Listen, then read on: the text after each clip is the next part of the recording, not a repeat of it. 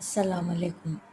మన జీవితంలో మనం ముందుకు ఎదగాలంటే తప్పుడు పనులు ఆపేయాలి. లేడీస్ కానీ, జెంట్స్ కానీ. అప్పుడే మనం బాగుంటాము. ఈతల వాళ్ళు బాగుపడుతుంటే అసూయపడేది ఆపేయాలి. అప్పుడే మనం బాగుంటాము. యువతల వాళ్ళు భార్యాభర్తలు బాగుంటే వాళ్ళ ఇళ్ళల్లో కలహాలు రేపేది మానేయాలి. అప్పుడే మనం బాగుంటాము. పరాయి బిడ్డని మన బిడ్డగా చూసినప్పుడే మన బిడ్డలు బాగుంటారు. అప్పుడే మనం బాగుంటాము. సరేనా? తల్లిదండ్రులు ఏ తల్లిదండ్రులు కష్టపడినా మన తల్లిదండ్రుల్లాగా, మన అక్క చెల్లెళ్ళలాగా చూసేటప్పుడే మనం బాగుంటాము. మనకెందుకులే అన్నప్పుడు మనం ఎప్పటికీ బాగుండలేము. వేరే వాళ్ళు చెడిపోతుంటే వాళ్ళకి సక్కదావలో పెట్టాలి. అప్పుడే మనం బాగుంటాము.